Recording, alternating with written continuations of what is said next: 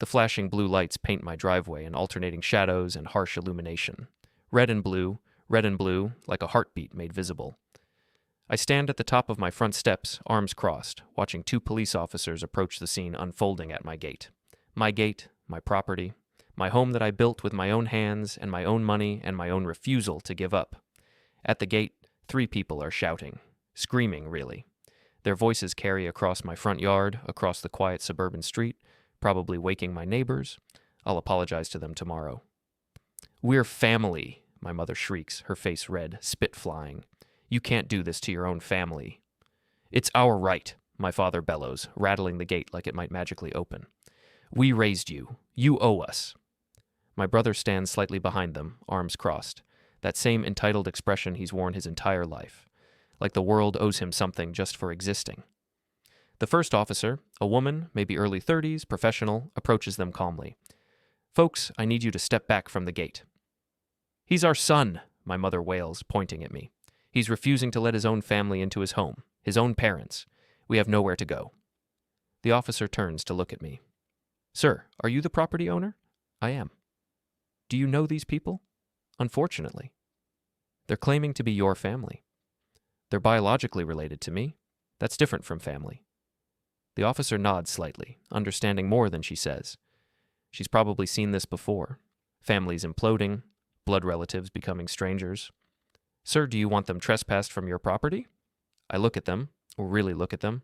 My parents who kicked me out at 18 with nothing, my brother who got everything I ever had and squandered it all, the people who made me feel worthless my entire childhood, the people who are only here now because they need something. I nod once. "Yes." "No!" my mother screams. "You can't. We're homeless because of you." The officer's partner, a younger guy, bigger, more imposing, steps forward. "Ma'am, you need to calm down. You're on private property without permission. That's trespassing. You need to leave now." "We're not leaving," my father shouts. "This is our son. We have rights." "Not on private property, you don't," the female officer says firmly. "You have 2 choices. Leave voluntarily or be arrested for trespassing. What's it going to be?" My brother finally speaks. "This is bullshit. We're family. He's supposed to take care of us.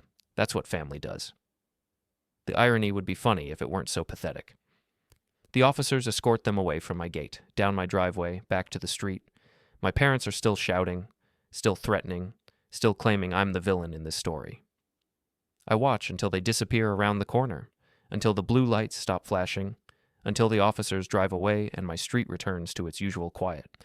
Then I go inside my house, my beautiful, peaceful, hard-earned house, and close the door, lock it, and finally breathe. Before we get into it, don't forget to like and subscribe, and hit hype to boost this episode. Drop a comment below with your city or country. I'm always curious where viewers are joining from. I realized I was the spare child when I was 7 years old. My brother Ethan was 9. We were in the living room, him on the couch, me on the floor because there wasn't enough room for both of us and he'd gotten there first. My parents were going through report cards. "Another straight A report card," my mother gushed, holding Ethan's paper like it was made of gold. "Oh, honey, we're so proud of you. You're so gifted, so special." My father beamed. "That's my boy. Future doctor right there, or lawyer, or CEO. Whatever you want, son. The world is yours." They hugged him, took photos, promised him a new video game system as a reward. Then my mother picked up my report card, scanned it quickly, set it down. Mostly B's, 1 A in art. She said it like she was reading a grocery list. Flat. Uninterested. "That's fine, I guess." "He's average," my father said, not even looking at me. "Not everyone can be exceptional. Someone has to be ordinary." That was it. No praise, no reward, no acknowledgement that I'd worked hard for those B's, that I'd stayed up late studying, that I'd tried. Just average, ordinary, not exceptional like Ethan. I learned early that the hierarchy in our family was rigid and permanent. Ethan Hashu, the gifted child, the golden son, the future, the investment worth making. Me, the backup plan, the disappointment, the one who wouldn't amount to much. Everything in our house reflected this. Ethan got the bigger bedroom, the one with the window seat and the walk-in closet. I got the small room that used to be a home office, barely big enough for a twin bed and a dresser. "Ethan needs space to study," my mother explained when I asked why. "He's got so much potential. We need to nurture that." I study too. It's different with you. You don't need the same investment. Ethan got new clothes from nice stores. I got his hand-me-downs once he outgrew them, even though they were often stained or worn out. Waste not, want not, my father said. You should be grateful you have anything. When Ethan wanted a computer for his room, this was back when having your own computer was a luxury, my parents bought him a brand new one, top of the line, told him it was an investment in his future. When I asked if I could have a computer too, my father laughed. What do you need a computer for? You're not doing anything special. Use the family one in the living room. When Ethan turned 17, they bought him a car. Nothing fancy, but reliable. A Honda Civic, 5 years old, but his. They wrapped a bow around it and surprised him on his birthday. Every successful man needs reliable transportation, my father said, handing him the keys. You're going places, son, literally and figuratively. When I turned 17, I got a card with $20 in it. Sorry we can't do more this year, my mother said, not sounding sorry at all. Money's tight with Ethan's college applications coming up. You understand? I understood perfectly. I just wasn't worth the investment. Every achievement I made was ignored, every milestone dismissed, made the honor roll. That's nice, dear. Ethan made high honors again. We're taking him out to celebrate. Won a prize in the school art show? Art isn't a real career. You should focus on something practical. Got a part-time job at 16 to save money? Good. At least you can buy your own things now instead of always asking us. Meanwhile, Ethan got applause for showing up. Got praised for breathing, got celebrated for existing. Got a B on one test? That's okay, honey. You're still brilliant. Everyone has off days. Made the JV basketball team? That's my boy, future athlete. Will come to every game. Decided he wanted to learn guitar? Of course.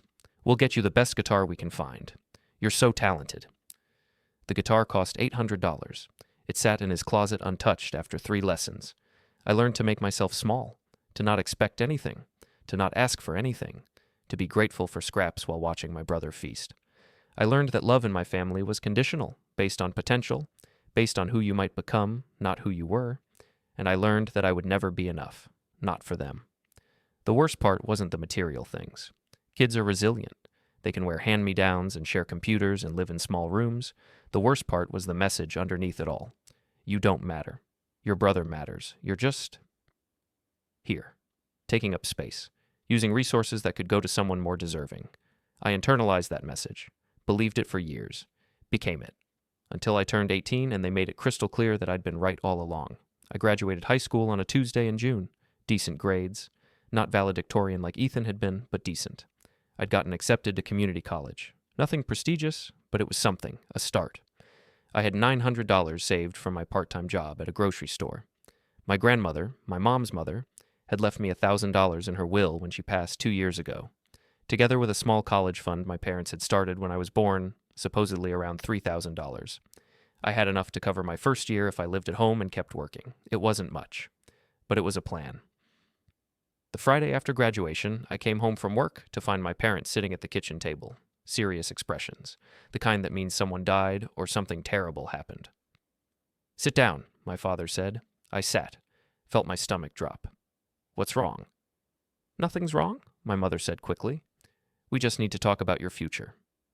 Okay. My father cleared his throat.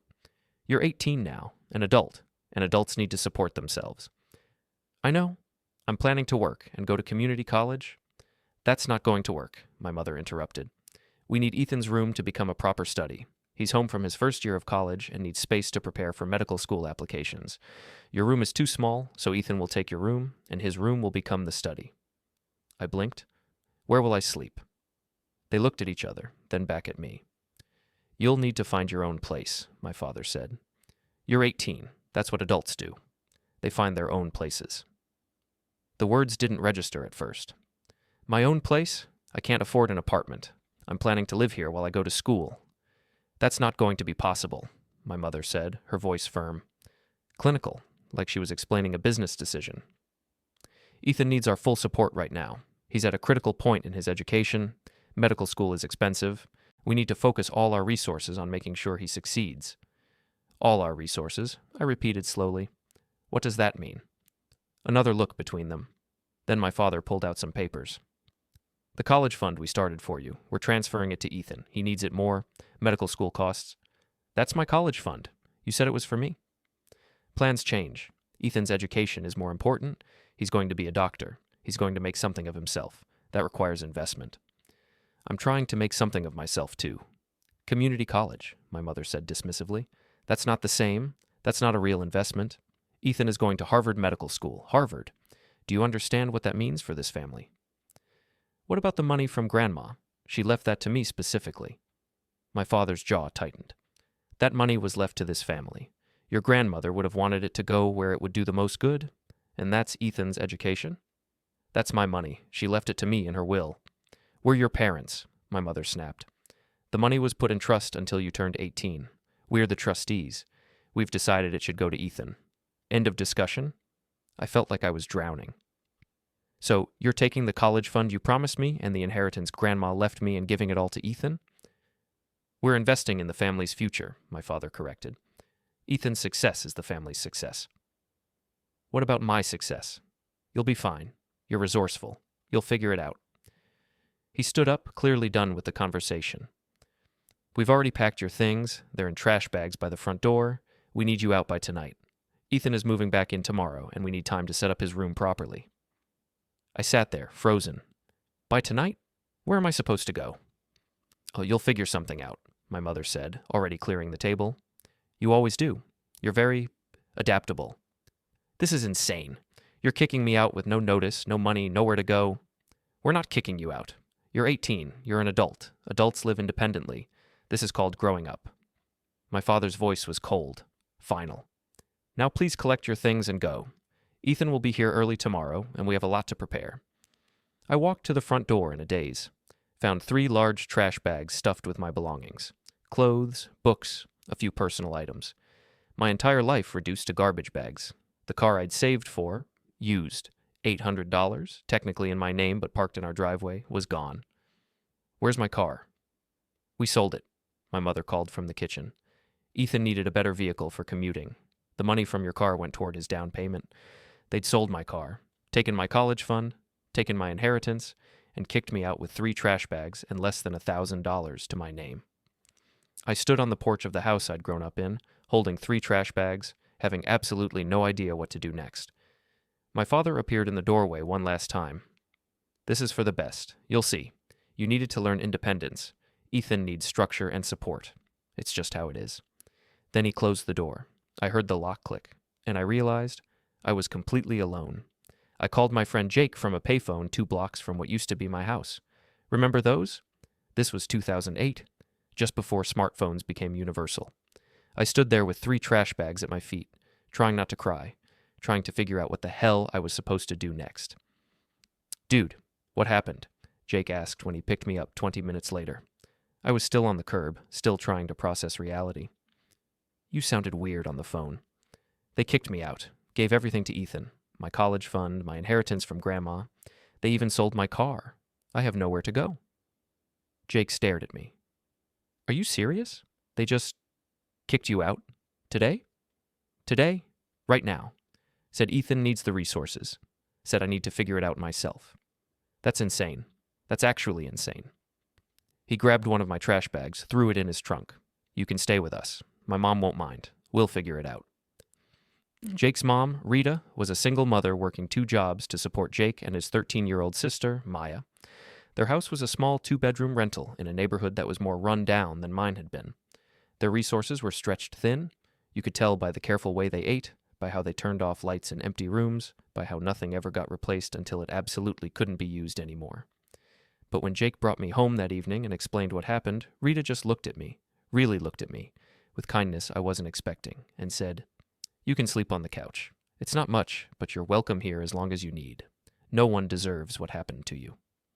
I broke down, just completely broke down. Not just because of what my parents had done, but because a woman who could barely support her own family, who had every reason to say no, showed me more kindness in 5 minutes than my parents had shown me in 18 years.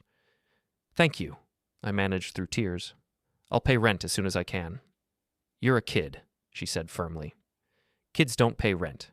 You save every penny you earn. You hear me? You're going to need it to get your life started."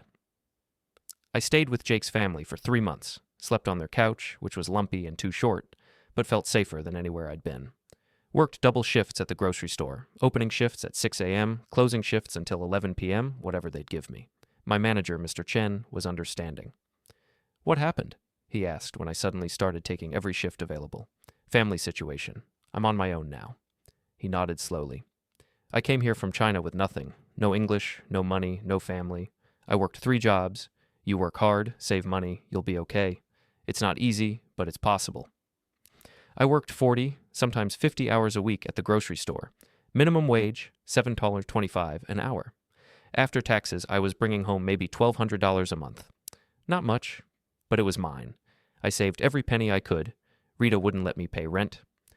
"You're family now. Family doesn't charge each other rent." But I bought groceries when I could, helped with bills when Rita would let me, fixed things around the house that were broken.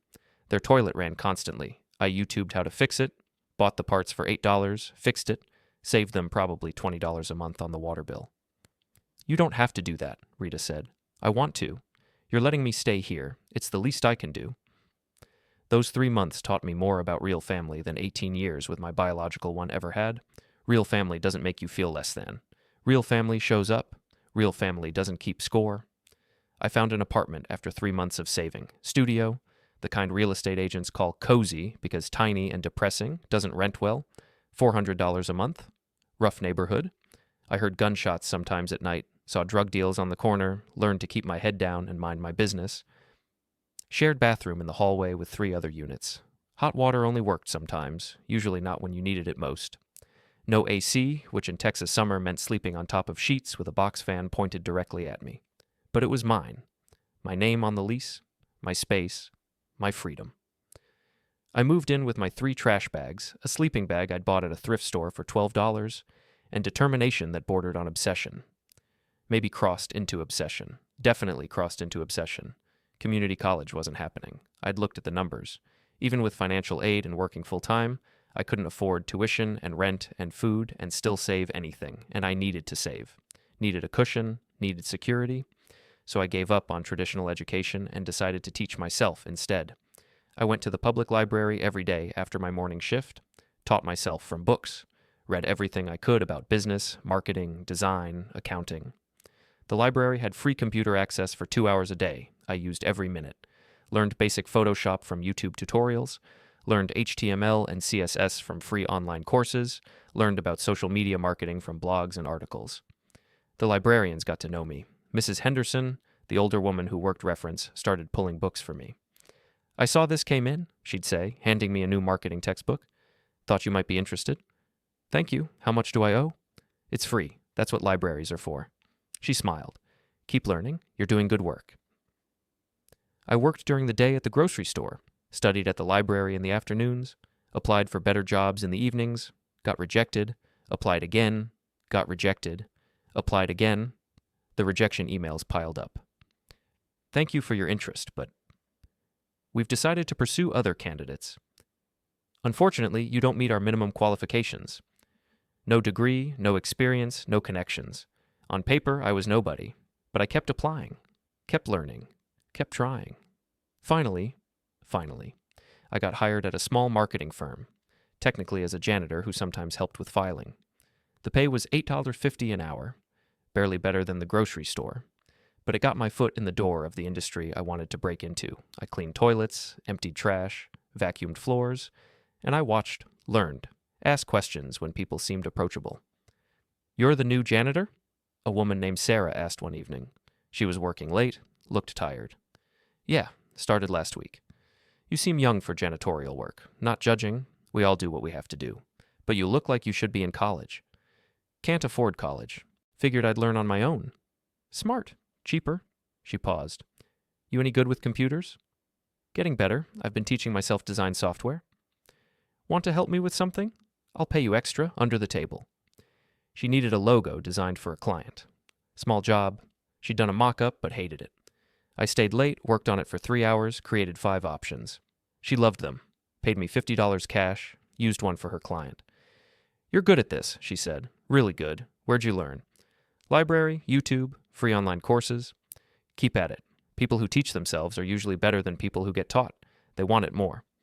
I kept at it. Started volunteering for projects, stayed late, came in early, asked to sit in on meetings, offered ideas when it seemed welcome. My manager, a stressed-out woman named Patricia, who ran the small firm, noticed. "You don't have to do all this," she said one evening at 8 p.m., finding me still at the office working on a client proposal. I'd finished all my janitorial duties hours ago. "You're just the janitor. We're not paying you for this. I want to learn. I want to be good at this. If I'm going to be here anyway, might as well learn something." "Where'd you go to school?" "I didn't. I'm teaching myself. Library books, online tutorials, whatever I can find for free." She looked at me for a long moment, studied me, seemed to be deciding something. "I need a marketing assistant," she said finally. "The pay's not great, $32,000 a year, but it's a real position, real responsibilities. You interested?" "Are you serious? You're already doing half the work anyway, and you're better than most college grads I've interviewed. You want it?" "Yes, absolutely, yes." I got promoted to marketing assistant after 6 months of cleaning toilets. Small raise, $32,000 was almost double what I'd been making, but real responsibilities. I was creating content, managing social media accounts, helping with campaigns, sitting in on client meetings. I was good at it, really good at it, because I'd spent months just watching and learning and absorbing everything. I moved to a slightly better apartment, still a studio but in a safer neighborhood, real bathroom inside the unit, reliable hot water, AC that mostly worked. $700 a month, which was steep, but worth it for safety and the ability to shower without shoes on. Started freelancing on the side, small jobs, local businesses that needed websites or logos or social media help. $50 here, $100 there. Word of mouth brought more work. Satisfied clients referred others. I worked my full-time job, then freelanced at night and on weekends. Slept maybe 5 hours a night, lived on cheap food, rice, beans, eggs, chicken when it was on sale. No eating out, no entertainment, no dating, just work. Save, work, save. After 2 years, I had $15,000 saved, enough to take a risk. I started my own agency. Just me, working from my apartment, but mine. Carter Marketing Solutions. I made a website, made business cards, reached out to everyone I'd done freelance work for and asked if they'd be my first official clients. Most said yes. I quit the marketing firm.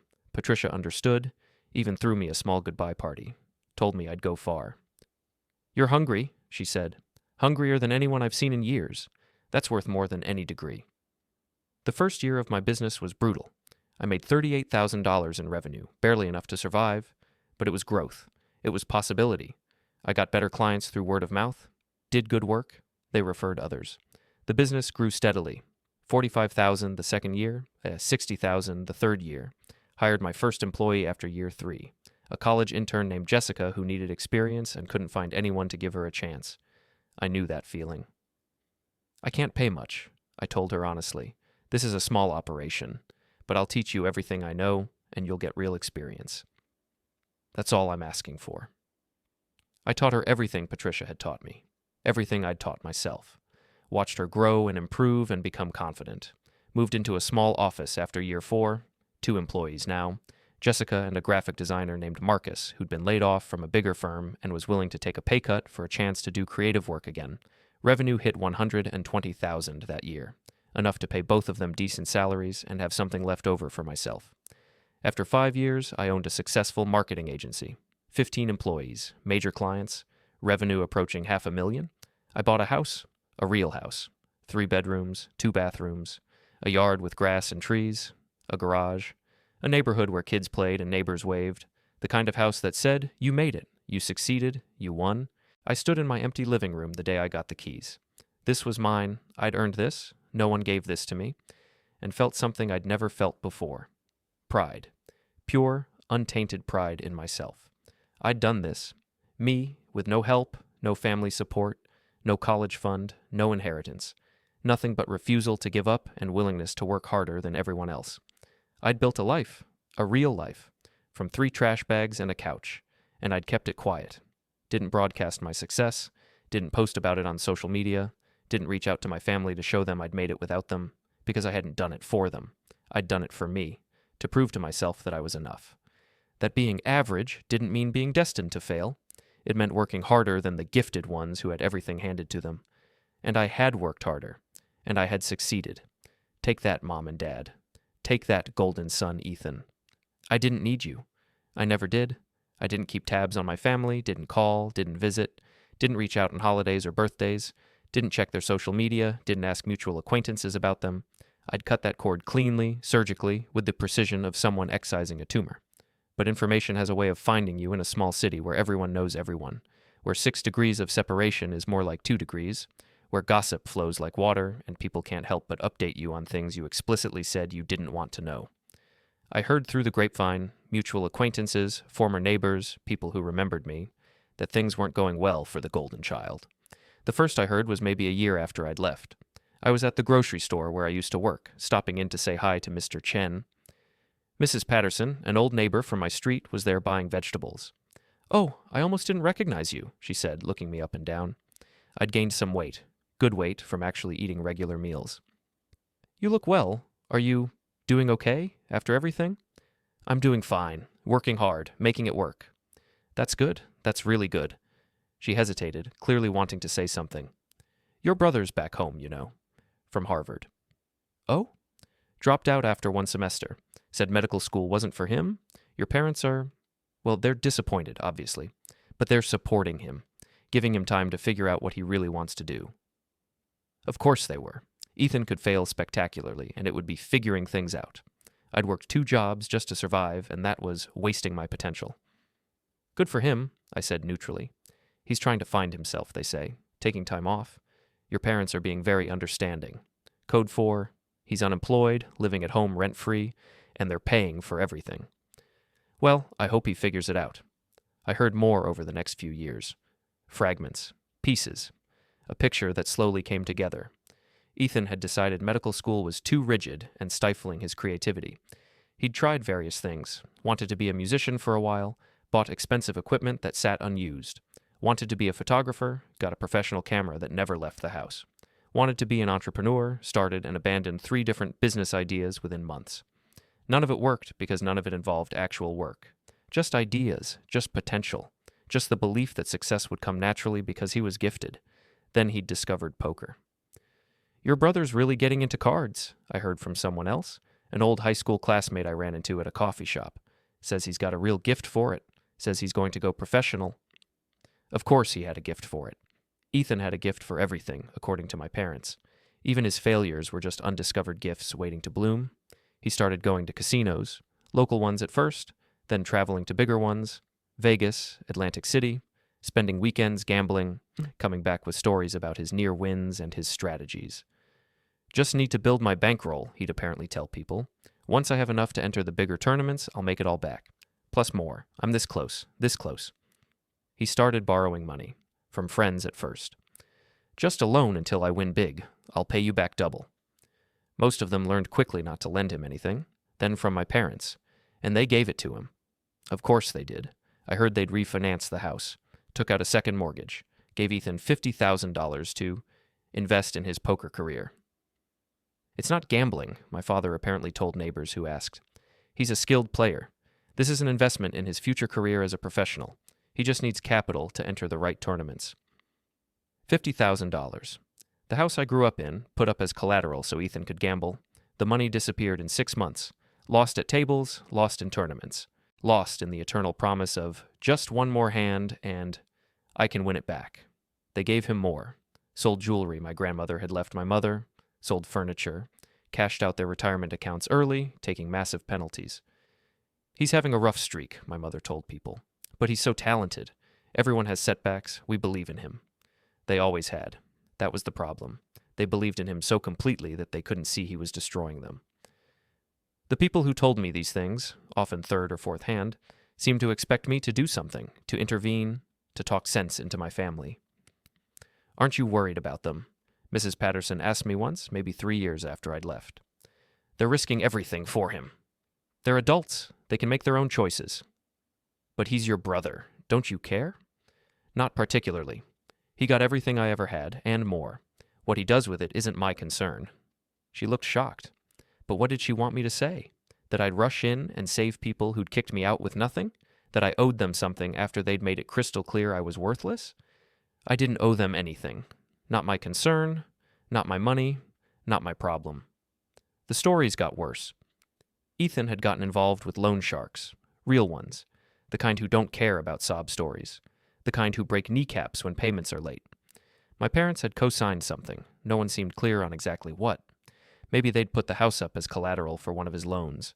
Maybe Ethan had forged documents. Maybe they'd been so blind to his problems that they'd signed anything he put in front of them. The details were murky, but the result was clear. Ethan owed money, a lot of money, to people who didn't accept "I'll get it next time" as payment. And then came the night that changed everything. I heard about it maybe 6 weeks after it happened, through Rita, actually, Jake's mom. We'd stayed close. She was more family to me than my biological family had ever been. "Did you hear about your brother?" she asked one evening. She'd invited me over for dinner, something she did regularly, refusing to let me pay or bring anything substantial. Jake heard from someone at the college. "I try not to hear about my brother." "This is big. He gambled away your parents' house." I set down my fork. "What?" "Apparently he was on a massive losing streak. Lost everything he had. Then he put up your parents' house as collateral for one last bet. Some high-stakes poker game with people he shouldn't have been playing with. He lost. The house is gone." I sat there, processing. He gambled away their house. Your parents came home to find the locks changed. Eviction notice on the door. Some investment company owns it now. Bought the debt or something. They're homeless. I felt nothing. No shock. No satisfaction. No schadenfreude. Just a distant sense of inevitability. Like watching a train wreck you saw coming for miles. Where are they now? I heard they're at a motel, but I don't know how long they can afford that. Your brother's with them. She paused. "Are you going to help them?" "No." "Just no? No consideration?" "Rita, they kicked me out at 18 with 3 trash bags. Took my college fund, my inheritance, sold my car, gave it all to him. He's gambled it all away, plus their house. Why would I help them?" "Because they're family?" "Being related doesn't make someone family. You're more family to me than they ever were." She nodded slowly. "I understand. I do. I just wanted to make sure you knew, in case you felt differently than I thought." "I don't. They made their choices. Prioritized him over me.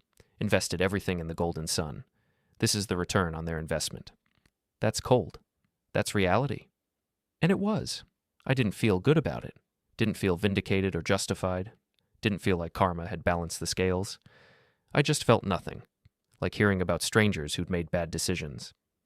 They moved into a cheap motel for a few weeks. Then to a shelter when the motel money ran out. All 3 of them. Living in one room with bunk beds and shared bathrooms and rules about curfew and behavior. I heard my father had to get rid of his car. Couldn't make the payments. My mother had sold whatever jewelry she had left. Ethan had nothing. Had never had anything except what they gave him. And through it all, apparently they still defended him. Still believed in him. Still made excuses. "It's not his fault," my mother apparently told people at the shelter. "The casinos took advantage of him. He has a gambling problem. He needs help, not judgment." Sure, he needed help. But so had I when I was 18 and homeless.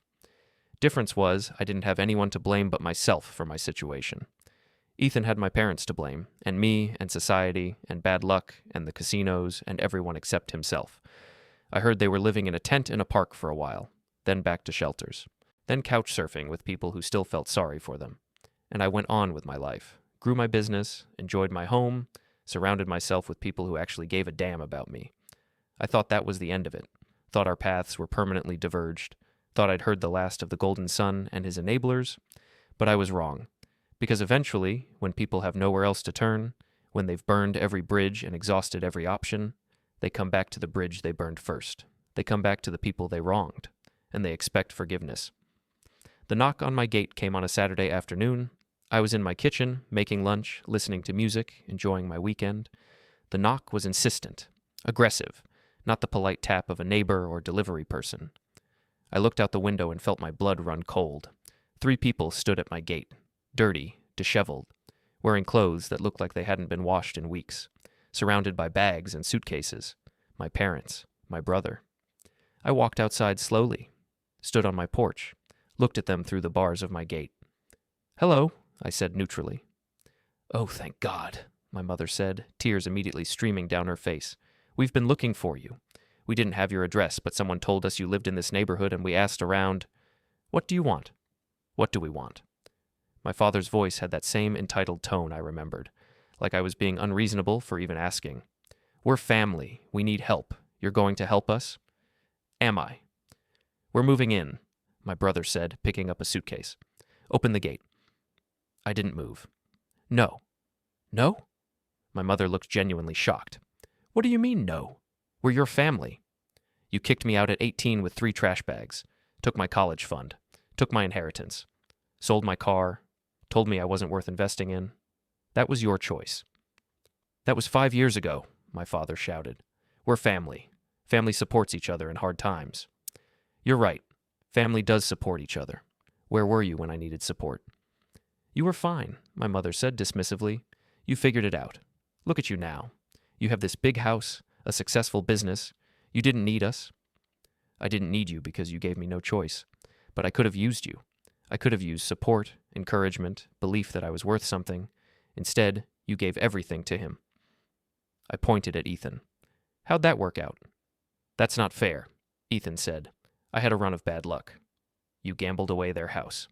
It was complicated. It was gambling. And they enabled you, just like they always have, just like they always will. I crossed my arms. The answer is no. You're not moving in. You're not staying here. You're not welcome. You can't be serious, my father said. We're homeless. We have nowhere to go. And you're going to turn away your own parents? You turned away your own son. What's the difference? The difference is we raised you, my mother shrieked. We fed you, clothed you, put a roof over your head. You owe us. I owe you nothing. You did the bare minimum required by law to not have your children taken away. Congratulations. Want a medal? This is unbelievable, Ethan spat. You're really going to let your family live on the street while you sit in your fancy house? I'm going to live my life in peace while you deal with the consequences of your choices, just like you let me deal with mine. We don't have time for this, my father said, moving toward the gate. Open it. Now. We're moving in. This is happening. No, it's not. This is private property. You're not welcome here. Leave. We're not leaving, my mother screamed. You're going to take us in. You're going to take care of us. We're family. Last time I'm saying this. Leave. Now. Or I'm calling the police. You wouldn't, my father said, but there was uncertainty in his voice now. I pulled out my phone. Try me. They didn't leave, didn't even step back from the gate. My mother kept screaming about family obligations.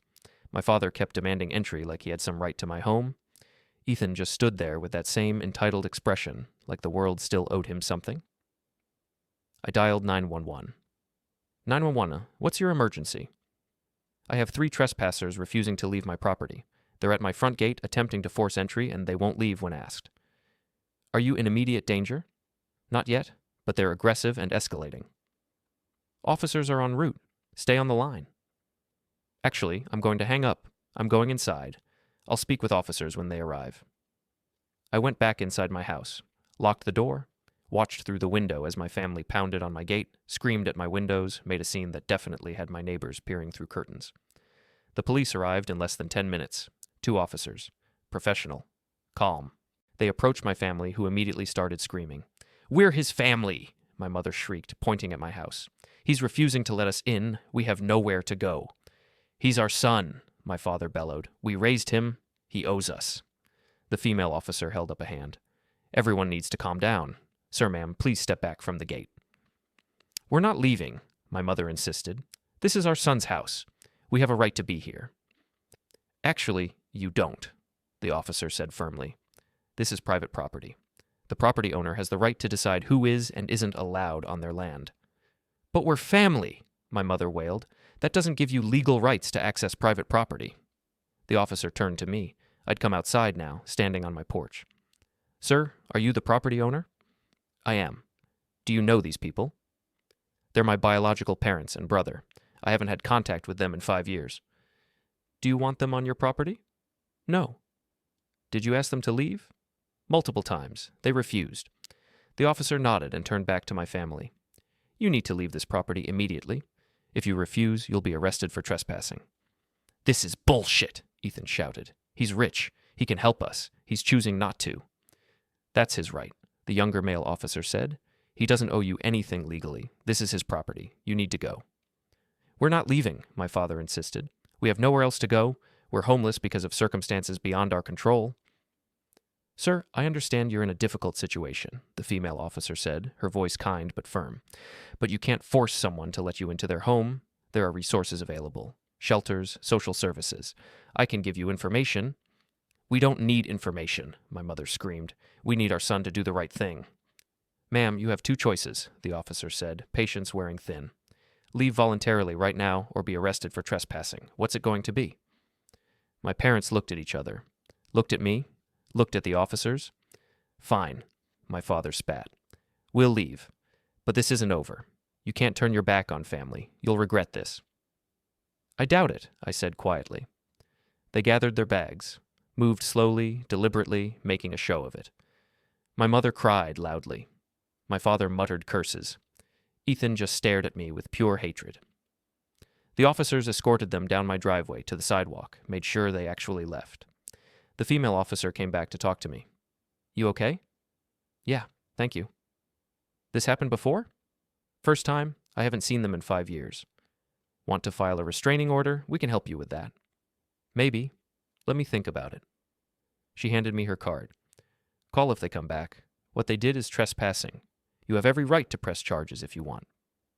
I just want them to leave me alone. Understood. Take care. The police drove away. My street returned to normal. Quiet. Peaceful. I went inside, locked my door, sat on my couch in my living room that I'd furnished with money I'd earned, and I realized something. I felt nothing. No guilt, no regret, no second thoughts. Just relief that they were gone. They tried a few more times over the next month, showed up at my gate at different times, early morning, late evening, once at 2 a.m., drunk and screaming. Each time I called the police. Each time they were removed. After the third incident, I filed for a restraining order. Got it approved. They were legally prohibited from coming within 500 feet of my home or business. They violated it once, got arrested, spent a night in jail. They didn't try again after that. I blocked their numbers, blocked them on social media, made it clear to mutual acquaintances that I wanted no contact, no updates, no information about them.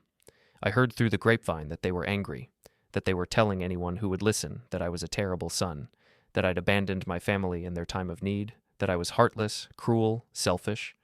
Some people believed them. Some people thought I should have helped them regardless.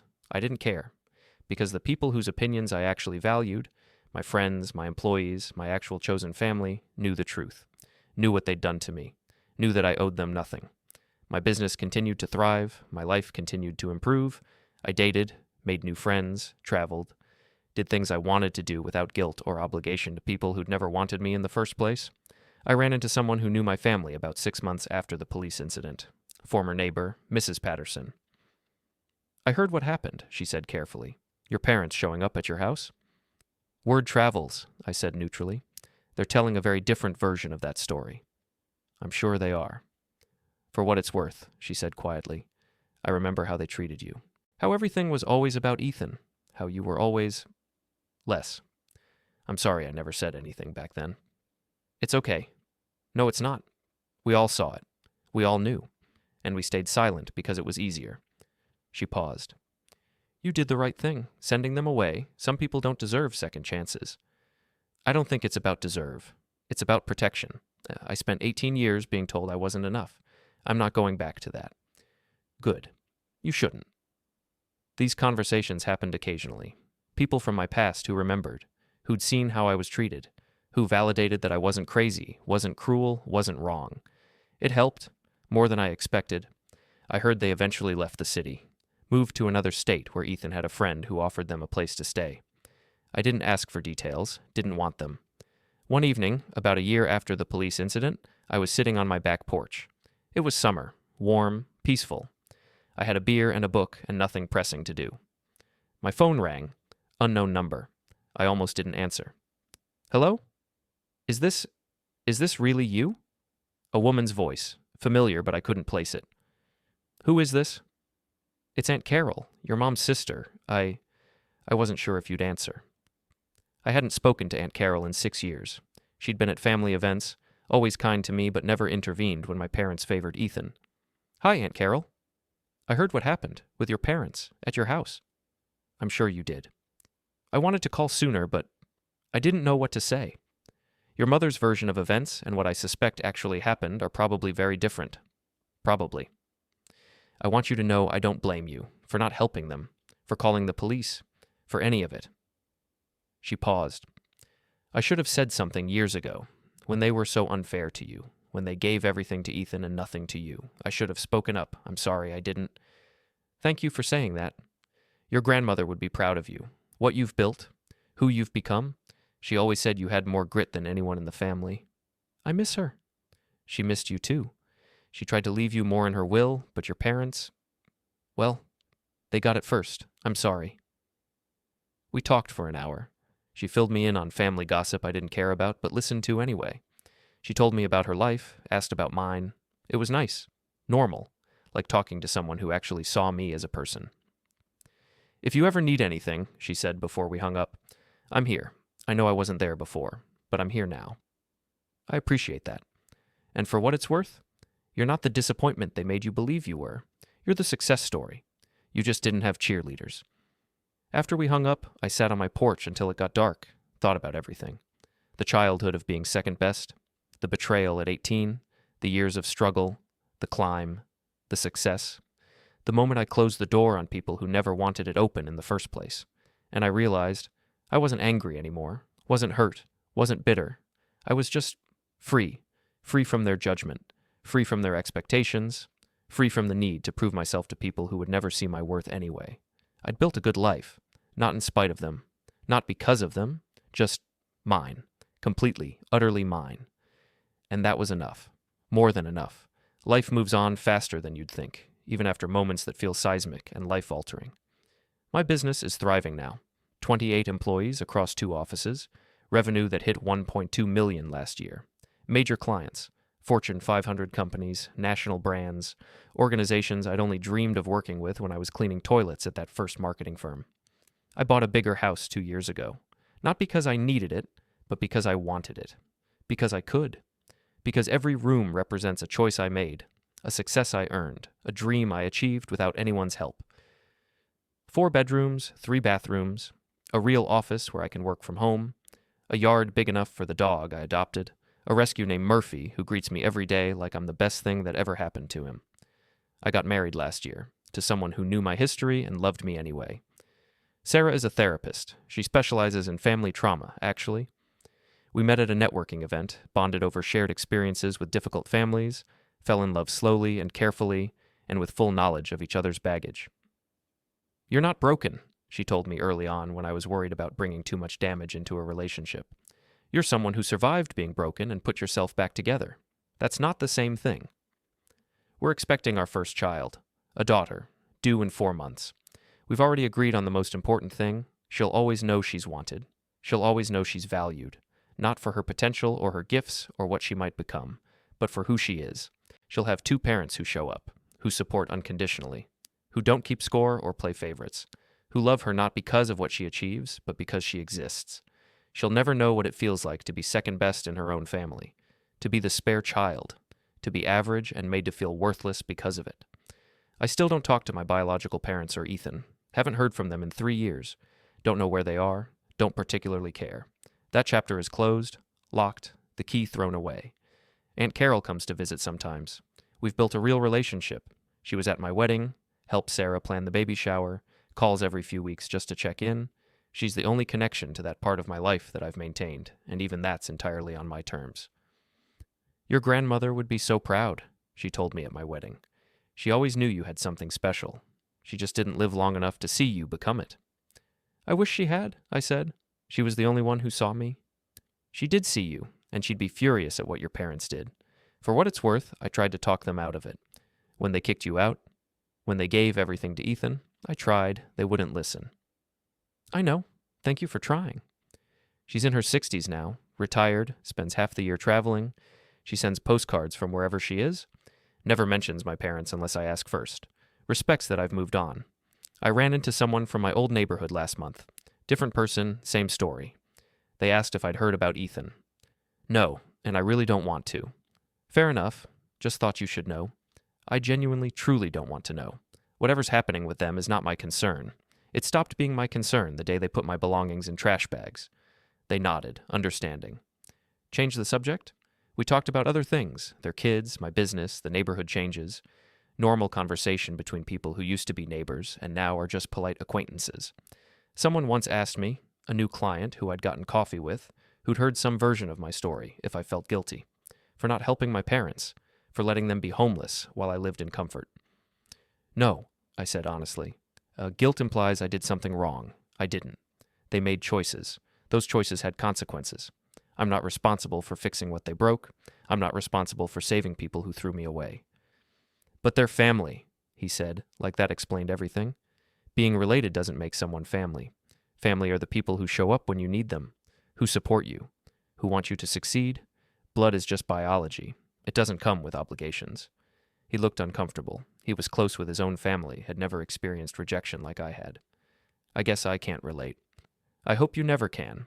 But trust me, some bridges need to stay burned, some doors need to stay closed, some people are better left in the past. I've built my own family now, my chosen family. Friends who've been there through everything, Jake and his mom Rita, who showed me what real kindness looks like. My employees who trust me to lead them, who've built their careers alongside mine. Sarah and her family, who welcomed me without judgment or conditions. Aunt Carol, who apologized and meant it. The community I've built through networking and genuine relationships. That's what matters. Not the people who told me I wasn't enough, but the people who see my worth and celebrate it, who want me to succeed and actively help me do so, who don't keep score or make me feel guilty for existing. Last week, Sarah and I were in the nursery, painting the walls a soft lavender, making it perfect for our daughter, hanging stars from the ceiling, building the crib that took 3 hours and nearly drove me insane. Do you think you'll ever reconcile with them? She asked carefully. She knows better than to push, but she's a therapist. She asks the hard questions. Your parents? When the baby comes? Sometimes grandchildren change things. I stopped painting, set the brush down, looked at her. No. They're not going to know about the baby. They're not going to meet her. They're not going to be part of her life in any way. You're sure? Even if they reach out? Even if they apologize? I'm sure. She's going to grow up knowing she's loved unconditionally, not compared to anyone, not treated as less than, not made to feel she has to earn affection through achievement, just loved for who she is. And people who don't know how to do that, who never learned how to do that, don't get access to her. Sarah nodded, understanding. Good. She deserves better than them anyway. She does, and so do I. I spent 18 years believing I wasn't enough. I spent 5 years building myself back up from nothing. I'm not spending another minute of my life around people who make me feel worthless. Not for their benefit, and definitely not for tradition or obligation or because someone thinks I should. I love you, she said simply. I love you too. And I love that you get it, that you don't push me to forgive people who don't deserve it. Forgiveness is for you, not for them. But forgiveness doesn't require reconciliation. You can forgive them for what they did and still keep them out of your life. Those aren't mutually exclusive. Have I mentioned you're really good at your job? Once or twice. She smiled and went back to painting. So, what are we going to tell her about your family when she's old enough to ask? The truth.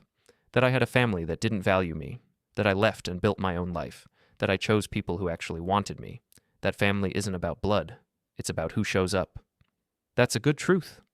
We finished painting, stood back to admire the room, our daughter's room, in our house, in our life that we'd built together on foundations of mutual respect and actual love. You know what? Sarah said, linking her arm through mine. You turned out pretty great despite them. Maybe because of them. The adversity forged you into someone stronger. I prefer to think I turned out great after them. Despite makes it sound like they had power over my outcome. They didn't. Once I was free of them, I became who I was supposed to be. They were just obstacles I had to clear. Obstacles I did clear. Fair distinction. That night, I sat in my home office catching up on work. Normal stuff, client proposals, budget reviews, employee evaluations, the routine tasks of running a successful business.